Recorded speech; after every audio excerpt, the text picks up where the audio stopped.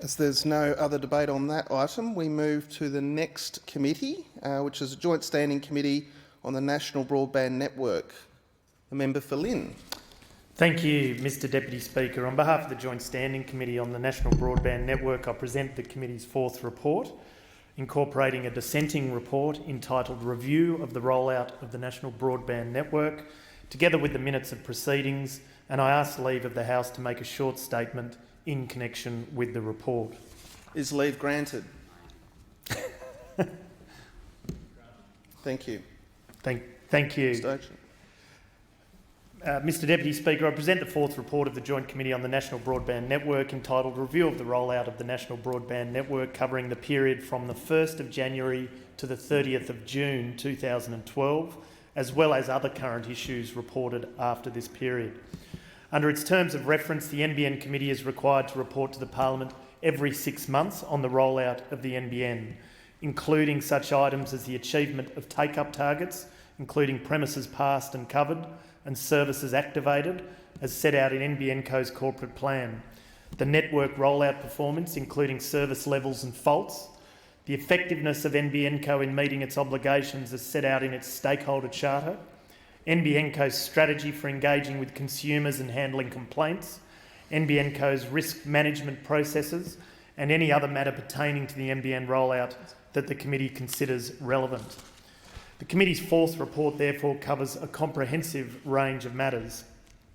Chapter 1 of the report provides important introductory information about the committee's fourth review, inquiry process, and a summary of major developments over this reporting period relevant to the NBN rollout.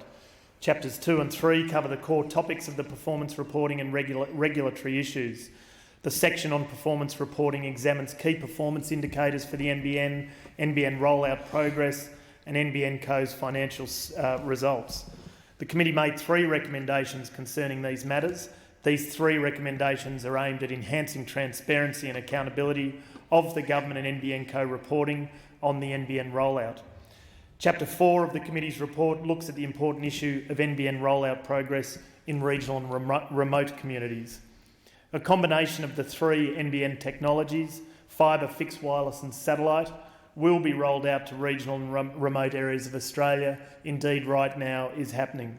The committee made one recommendation relating to this issue concerning mobile telephone services and coverage across regional and remote areas, and how that relates to the rollout, particularly of the wireless network and the opportunities that present themselves. Chapters 5 and 6 consider a range of matters determined by the committee to be of significance at this stage of the NBN rollout, such as connecting multi-dwelling units, medical alarms, private equity engagement, and workforce issues. The committee made recommendations concerning a number of these matters. In particular, on the matter of workforce issues, the committee was concerned to continue its monitoring of the Telstra retraining funding deed. Under this deed, the government has committed to provide $100 million to Telstra to support the availability of an appropriately trained workforce for the NBN and retrain Telstra staff affected by the NBN rollout. The committee therefore recommended that the Department of Broadband, Communications and the Digital Economy provide an annual statement to the committee on progress concerning a range of matters under this Telstra retraining funding deed. On a final note, the report also includes a detailed summary of the NBN Committee's visit to New Zealand from the 24th to the 28th of September in 2012 under the Australia-New Zealand Parliamentary Committee Exchange Program.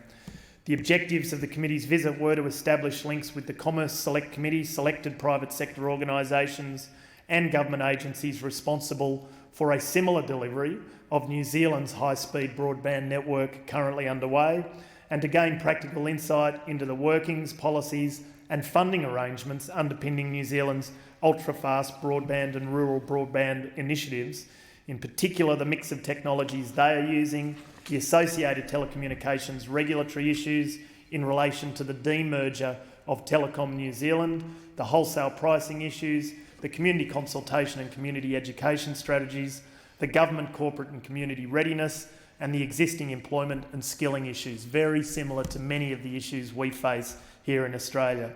The committee welcomed the opportunity to learn about the new New Zealand experience in developing its high-speed broadband network, and I know it was valuable for all members across party lines. Finally, Mr Deputy Speaker, I've had 4 children, and this is the 4th report of this committee. Like children, you have easy births and difficult births. This was a difficult birth, this 4th report. And in the chair's forward, I'd invite people interested to read it, and I invite committee members to hopefully produce a final and 5th report in this Parliament. I, as chair, am not confident we can do it. We are starting to fall onto political party lines in election season, and there is a danger we will just deliver a compendium of policy platforms. I hope I'm wrong. It's the challenge for the committee to try and do the good work and oversight work of the committee as per their terms of reference. I hope we can get there and look forward to working with the committee to achieve it. I thank the member for Lynn. Are there any further statements? The member for Wentworth. Yes, thank you very much, Mr Speaker. Firstly, may I congratulate the honourable member for his chairmanship. So I seek leave. Yes, I seek leave to... Leave is granted. Thank you. So I would congratulate the honourable member for his chairmanship of the committee. But I want to draw the attention of the House to the dissenting report by the coalition members and senators. There are some very, very real concerns with the way in which this project is being undertaken. Now, as I think honourable members understand, the coalition is thoroughly committed to completing the national broadband network. We are thoroughly committed to all Australians having access to very fast broadband. Those points are not in contention. The issue is, relevantly, how much is this going to cost and how long is it going to take? And because, on the cost, it's obvious, it's no point the Commonwealth spending more money than is absolutely necessary, and it is clearly the more you spend on it, the less affordable it is. And of course, the longer it takes, the longer people who do have inadequate broadband are going to have to continue to endure that. So we've suggested a different approach that we are quite satisfied will ensure the broadband network is completed sooner, cheaper and consequently more affordably. But we have a remarkable lack of transparency on the costs of the NBN construction. The NBN Co will not tell the committee what it is costing for them to pass or connect each premise. As we've set out in this report, the costs that they've sort of hinted at costs, but that don't even include the cost of getting the fibre into the premise, which, as everybody in the industry knows, is actually the single largest part of the civil works. That is why so many firms, telco firms, terminate the fibre at the curb or in a basement of an apartment building or a street corner. Now, what is most remarkable about this is that here you have the NBN Co, which is a government-owned business. It is being set up as a monopoly, so it doesn't have to worry about competitors. It's wholly owned by the taxpayers of Australia, and it will not provide basic information that telcos in other markets do.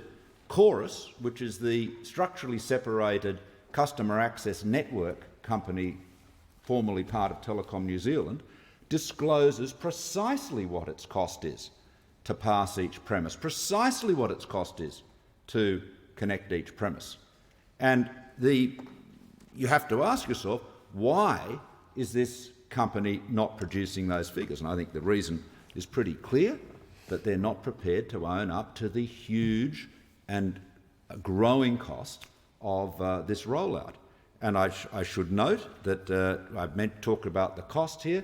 The speed of the rollout is a matter that we've also expressed great concern about. In 2010, the NBN Co's business plan said they will have passed 1.3 million premises by June 30, 2013. In August last year, they reduced that down to a figure somewhat in excess of 300,000. Now it's 286,000, and we understand they'll shortly be announcing that they haven't been able to meet that target either. At that rate, it could take in excess of 20 years to complete this network. And so what does that mean for somebody who has got lousy broadband, and at least 2 million premises in Australia do not have sufficient broadband, sufficiently fast broadband, to be able to watch a YouTube video? So yes, there is a real need to address it, but it's got to be done in a speedy and cost-effective way. And of course, if the government had had an ounce of rational responsibility, an ounce of business sense before embarking on this project, it would have done a thorough cost-benefit analysis. But I've spoken to the House about that before. We've made a number of recommendations in our dissenting report, which are all directed at the NBN Co providing the committee, and through that committee, the people of Australia, with the information we need and the Australian people need to actually assess whether this project is delivering value for money and whether it is delivering an outcome, a product, infrastructure in a timely way. And I regret to say that at the moment, this project, all of our predictions that it would cost far too much and take far too long, I'm afraid to say, are being borne out by experience. It is not good enough to have a wholly owned government business with a financial disclosure culture that would do the Kremlin proud.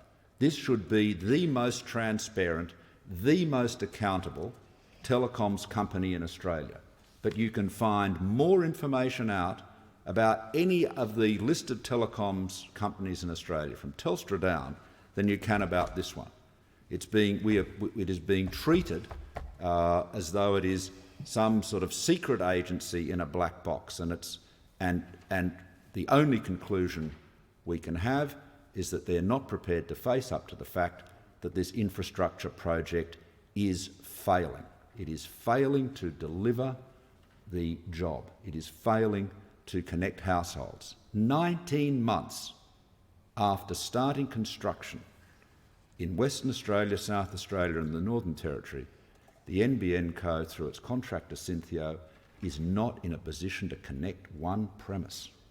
This is not a failure. This is a total failure, complete and utter failure, zero.